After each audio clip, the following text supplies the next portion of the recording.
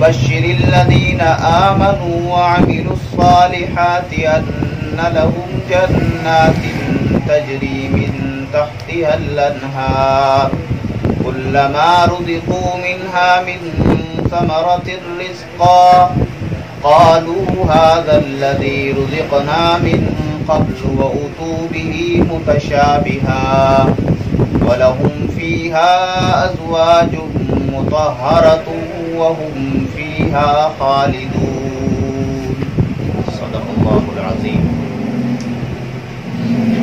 لوگوں اپنے پروردگار کی عبادت کرو جس نے تم کو اور تم سے پہلے لوگوں کو پیدا کیا تاکہ تم اس کے عذاب سے بچو۔ اور وہ ذات ہے کہ جس نے تمہارے لیے زمین کو بچھونا اور آسمان کو چھت بنایا اور آسمان سے بارش برسا کر تمہارے کھانے کے لیے انواع و اقسام کے میوے پیدا کی۔ بس کسی کو اللہ کا ہمسر نہ بناؤ اور تم جانتے تو ہو۔ اور اگر تم کو اس کتاب میں جو ہم نے اپنے بندے محمد عربی صلی اللہ علیہ وسلم پر نازل فرمائی ہے کچھ شک ہو تو اسی طرح کی ایک صورت تم بھی بنا لاؤ اور اللہ کے سوا جو تمہارے مددگار ہوں ان کو بھی بلا لو اگر تم سچے ہو۔ لیکن اگر ایسا نہ کر سکو اور ہرگز نہیں کر سکو گے تو اس آگ سے ڈرو جس کا ایندھن آدمی اور پتھر ہوں گے اور جو کافروں کے لیے تیار کی گئی ہے۔ اور جو لوگ ایمان لائے اور نیک عمل کرتے رہے ان کو خوشخبری سنا دو کہ ان کے لیے نعمت کے باغ ہیں جن کے نیچے نہریں بہہ رہی ہیں۔ جب انہیں ان میں سے کسی قسم کا میوہ کھانے کو دیا جائے گا تو کہیں گے یہ تو وہی ہے جو ہم کو پہلے دیا گیا تھا، اور ان کو ایک دوسرے کے ہم شکل میوے دیے جائیں گے۔ وہاں ان کے لیے پاک بیویاں ہوں گی اور وہ بہشتوں میں یعنی جنتوں میں ہمیشہ رہیں گے۔ محترم سامعین اکرام، گزشتہ درس میں ہم نے یہ سنا تھا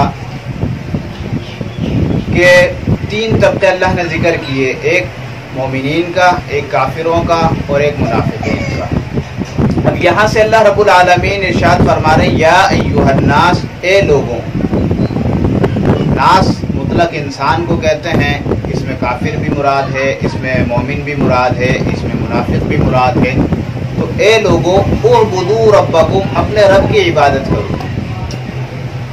کافروں کو تو یہ حکم اس لیے ہے، کافر اس لیے اس کے مخاطب ہیں کہ تم جو ہے معبودان باطلہ کو چھوڑ کر اور در در پہ جو ہے سر جھکانے کو چھوڑ کر ایک اللہ وحدہ لا شریک کی عبادت کرو۔ منافقین کو خطاب اس طور پر ہے کہ تم جو دکھلاوے کے طور پر اور اوپر سے ظاہری طور پر جو ہے اپنے رب کی عبادت کرتے ہو، اس طرح نہیں بلکہ دل سے اخلاص کے ساتھ اور سچے ایمان کے ساتھ اللہ کی عبادت کرو۔ اور مومنین اس طرح مخاطب ہیں کہ مسلمانوں کو اللہ نے یوں فرمایا کہ تم اپنے رب کی عبادت اور اطاعت پر جمے رہو۔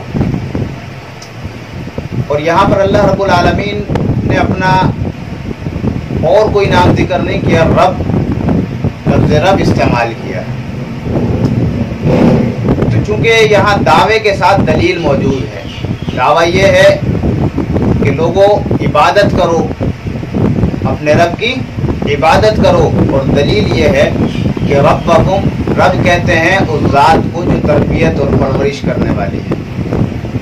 تو جو ذات پرورش اور تربیت کرنے والی ہے، جو ایک قطرے کو تدریجاً جو ہے اسے ترقی دے کے بڑھا کر جو ہے اچھا بھلا کر دے اور سمیع و بصیر بنا دے، تو عبادت کے لائق بھی وہی ذات ہے۔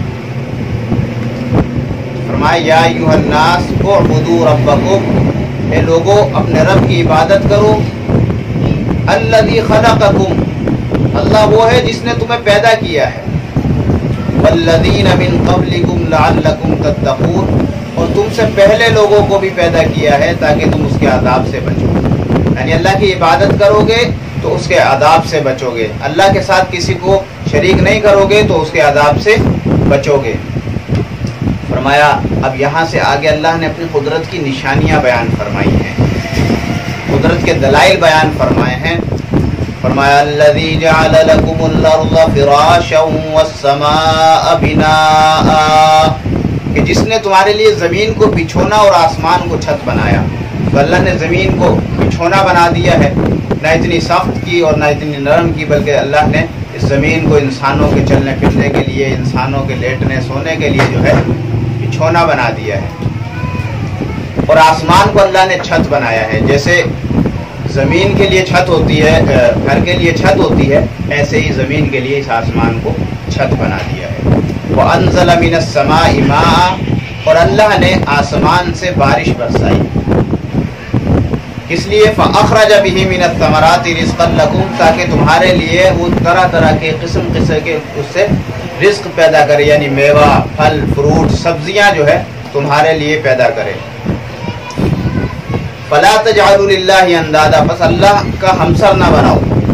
यानी ये अल्लाह ने जो कुदरत के दलाइल बयान किए ना, कि ज़मीन जो अल्लाह ने बिछौना बनाया है ये कोई और नहीं कर सकता।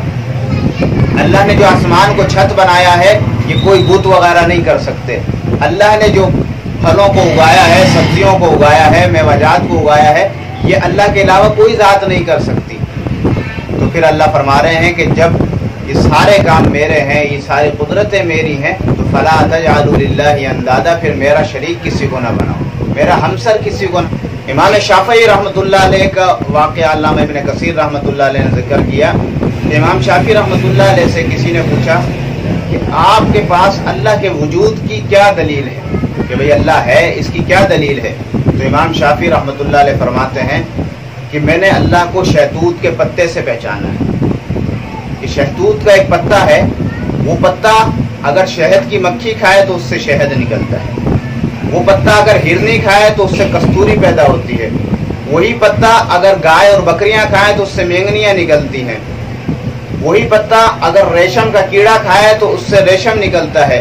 तो पत्ता एक है लेकिन मुख्तलिफ जानवरों के खाने से, मुख्तलिफ कीड़ों के खाने से मुख्तलिफ चीज़ों का बनना, ये अल्लाह की कुदरत पर दलील है, ये अल्लाह के होने पर दलील है। और तीसरा वाक़या इमाम अहमद बिन हम्बल रहमतुल्लाह अलैह का जिक्र किया कि इमाम अहमद बिन हम्बल रहमतुल्लाह अलैह से किसी ने पूछा कि अल्लाह के वजूद पर आपके पास क्या दलील है? तो इमाम अहमद बिन हम्बल रहमतुल्लाह अलैह ने फरमाया कि एक मजबूत किला है, एक किला है, ऊपर से वो उस पर जो है चांदी का रंग है और अंदर से वो सोने का रंग हुआ है, और अचानक से जो है वो किला टूटता है और उसके अंदर से एक खूबसूरत हैवान निकलता है, खूबसूरत आवाज़ वाला हैवान निकलता है। तो ये अल्लाह की कुदरत पर दलील है कि वो जो अंडा है ऊपर से सफ़ेद होता है और अंदर से पीला जर्दी होती है, और उसमें हवा का कोई ज़रिया नहीं है, ना कोई दरवाज़ा है, ना कोई खिड़की है, लेकिन फिर भी अल्लाह रब्बुल आलमीन उसमें से एक खूबसूरत चूज़ा निकालते हैं जो खूबसूरत आवाज़ निकालता है। तो इस चूज़े को उस बंद अंडे में किसने ज़िंदा रखा? ये अल्लाह रब्बुल आलमीन की ज़ात है। तो ये अल्लाह की कुदरत पर दलाइल बेशुमार मौजूद हैं। तो अल्लाह फरमा रहे हैं कि जब ये सारे काम मैं कर सकता हूँ, ये सारी कुदरतें मेरी हैं, तुम्हें रिस्क मैं दे रहा हूँ, आसमान से पानी में बरसा रहा हूँ, ज़मीन को बिछौना मैंने बनाया, आसमान को तुम्हारे लिए महफूज छत मैंने बनाया, तो फला तजअलू लिल्लाहि अंदादा, फिर अल्लाह का हमसर क्यों बनाते हो? फिर क्यों कहते हो कि अल्लाह भी ये करते हैं और फला हमारा बुत भी ये करता है, अल्लाह भी मदद करते हैं, फला आदमी भी मदद करता है? फिर ये ना करो, फिर मेरा किसी को शरीक ना बनाओ, खालिस मेरी इबादत करो और खालिस मुझे रब मानो। अच्छा, इस सूरत में मैंने इब्तदा में बताया था कि तौहीद, रिसालत और अकीदा आखिरत यानी क़यामत का जिक्र है। तो ये तौहीद का जिक्र है। अब आगे अल्लाह ने रिसालत का जिक्र किया, फरमाया व इन कुंतुम फी रैबिम मिम्मा नज़्ज़लना अला अब्दिना फअतू बिसूरतिम मिन मिस्लिही।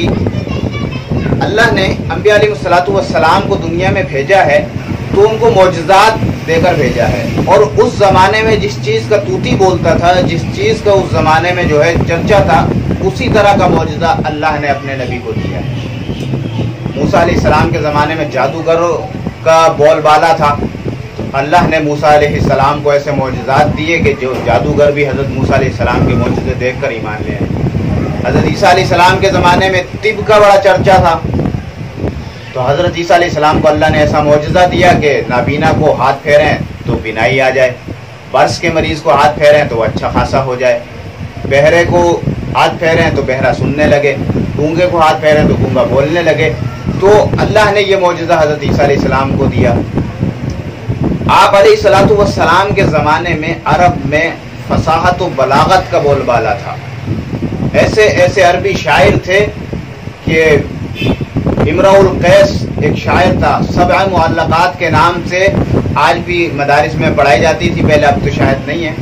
تو سبع معلقات اس کے وہ اشعار جو ہے کعبۃ اللہ کی دیوار پر لٹکتے تھے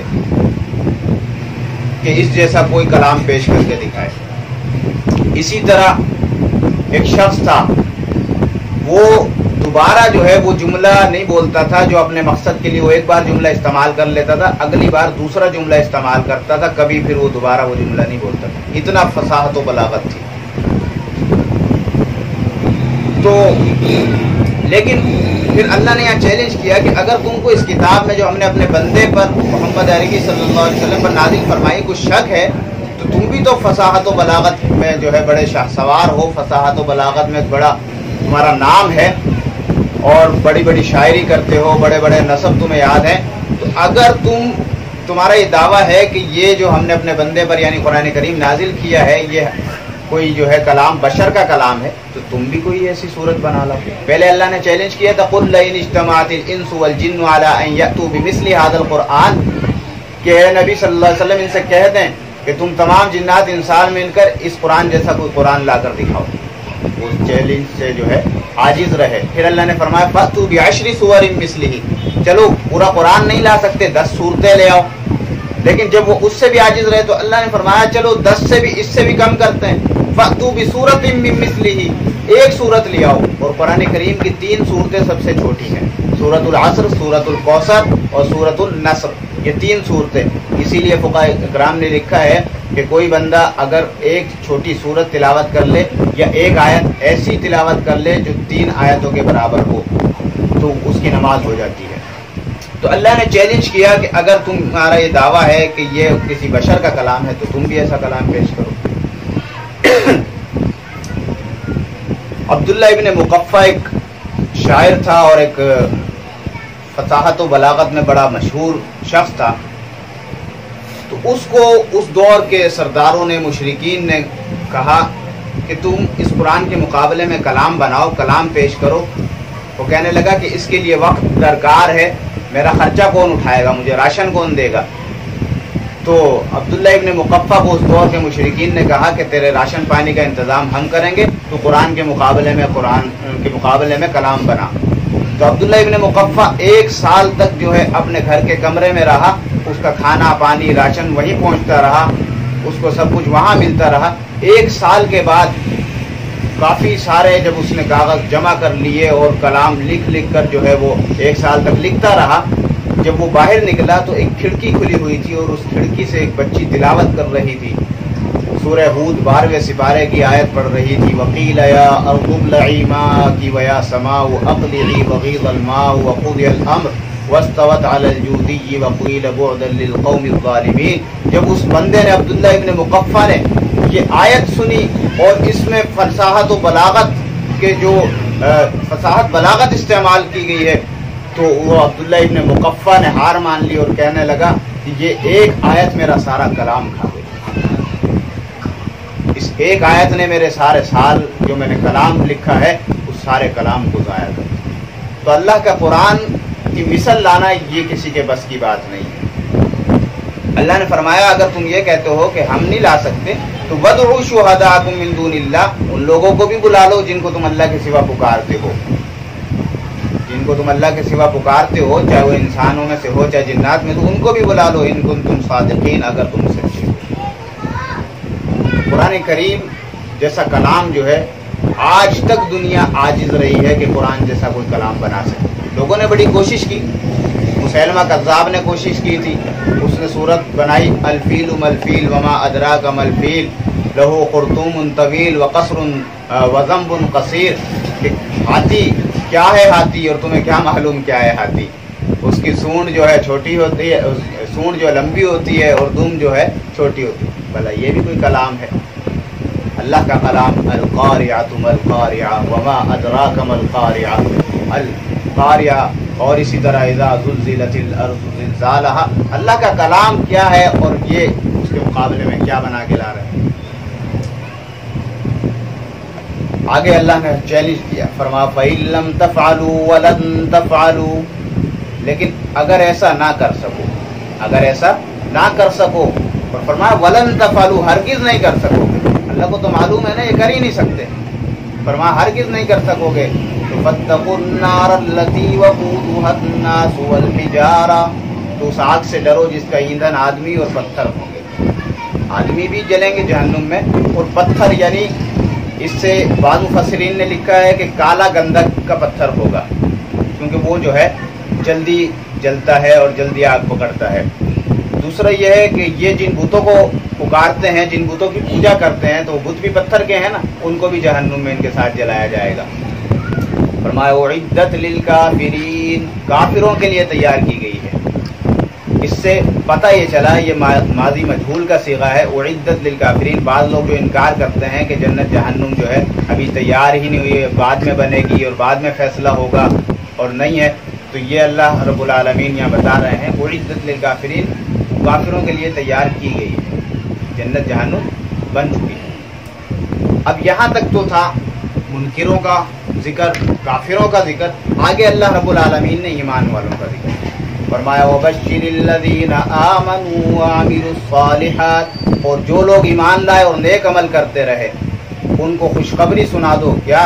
أَنَّ لَهُمْ جَنَّاتٍ تَجْرِي مِن تَحْتِهَا الْأَنْهَارُ، کہ ان کے لیے نعمت کے باغ ہیں جن کے نیچے نہریں بہ رہی ہیں، وہاں نہریں بہ رہی ہوں گی، دودھ کی نہر، شہد کی نہر، میٹھے پانی کی نہر، شراباً طہورا کی نہر، جنتیوں کے لیے نہریں بہ رہی ہوں گی۔ فرمایا کلما رزقوا منها من ثمرة رزقا، جب ان میں سے کسی قسم کا میوہ کھانے کو دیا جائے گا تو کہیں گے یہ تو وہی ہے کہ جو ہمیں قالوا هذا الذي رزقنا من قبل وأتوا به متشابها، جو ہم کو پہلے دیا گیا۔ یعنی وہ جو دنیا میں ہم سیب، آم، انگور، کھجور یہ چیزیں کھاتے ہیں نا، تو وہاں بھی ہوں گی تو یہی تھا کہ ہمیں پہچان ہو نا، نئی چیز بندہ فوراً کھاتا بھی نہیں ہے اگر وہاں کوئی نئی چیزیں ہوں، چیزیں یہی ہوں گی لیکن ان کے ذائقے بڑے مختلف ہوں گے، سمجھے نا؟ وہاں بڑے بڑے انگور ہوں گے، بڑے بڑے تربوز ہوں گے، بڑے بڑے پھل ہوں گے اور میٹھے، اور یعنی مختلف ذائقے، اور روزانہ ذائقہ ان کا چینج، نام وہی ہوں گے، شکلیں انہی جیسی ہوں گی، تو جنتی دیکھ کر کہیں گے یہ تو ہمیں دنیا میں دیا گیا تھا، لیکن وہاں کے ذائقے اور وہاں کی جو ہے ان کے قسمیں الگ ہوں گی۔ فرمایا وَلَهُمْ فِيهَا أَزْوَاجٌ مُطَهَّرَةٌ، اور ان کے لیے وہاں پاک صاف بیویاں ہوں، ہر قسم کی گندگی سے پاک، حیض و نفاس کی گندگی سے پاک، بول و براز کی، پاخانے کی گندگی سے پاک، تھوک بلغم کی گندگی سے پاک، پسینے کی بو کی گندگی سے پاک، یعنی ڈبہ پیک بیویاں ملیں گی، ہر قسم کے فالٹ سے پاک۔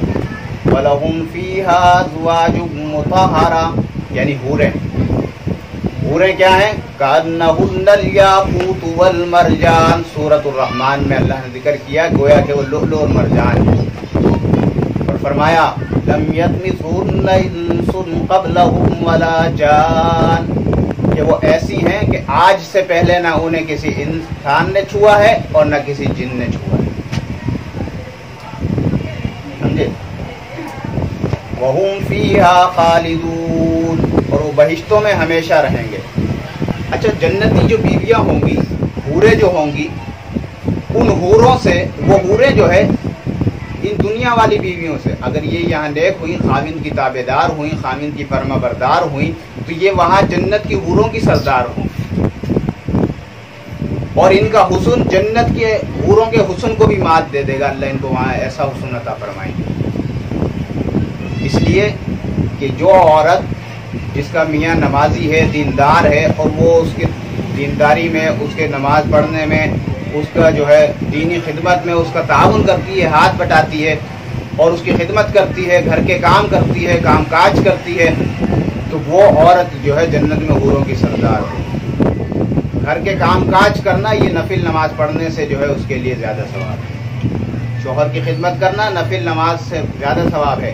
تو یہ حوریں سوال کریں گی ان جنتی عورتوں سے کہ تمہیں یہ مقام، یہ فضیلت اور یہ مرتبہ کیسے حاصل ہے، حالانکہ تم تو جو ہے ایک مخلوق ہو، اور ہمیں تو اللہ نے جنت سے بنایا ہے، کستوری وغیرہ سے، زعفران سے، مشک و عنبر سے بنایا ہے، تو تمہیں یہ مقام کیسے ملا کہ تم ہماری سردار ہو؟ تو وہ کہیں گے صلواتنا و صیامنا، ہماری نماز اور روزوں کی وجہ سے اللہ نے ہمیں تمہارا سردار بنایا۔ جو عورتیں دنیا میں نیک ہوں گی، عبادت گزار ہوں گی، پاک دامنی اور حیا والی ہوں گی، پارسا ہوں گی، شوہر کی فرما بردار اور تابع دار ہوں گی، وہ وہاں جنتی حوروں کی سردار ہوں گی۔ تو فرمایا یہ جنتی ہمیشہ ہمیشہ جنت میں رہیں گے، کیونکہ پھر جنت کے بعد جو ہے نہ جنت میں جانے کے بعد نہ انسان کو موت آئے گی، نہ وہاں پیشاب بہانے کا کوئی مسئلہ ہے، نہ وہاں جو ہے بدہضمی کا مسئلہ ہے، نہ وہاں تھوک بلغم کا مسئلہ ہے۔ اس میں ہمیشہ ہمیشہ کی زندگی ہوگی، اور وہاں پر جو ہے موت کا کبھی جو ہے نام و نشان نہیں ہوگا۔ یہ تو عارضی زندگی ہے، تو ہم کوشش یہ کریں کہ ہم جو ہے نیک اعمال کریں۔ فرمانا خوشخبری ان کو سناؤ جو ایمان لائے اور نیک عمل کیے۔ ایمان کے ساتھ ساتھ نیک اعمال ضروری ہے، تو نیک اعمال کریں اور ان اعمال کے ذریعے سے ہم اللہ رب العالمین کی جنت حاصل کریں۔ جو کچھ کہا گیا سنا گیا اللہ اس پر عمل کی توفیق نصیب فرمائے۔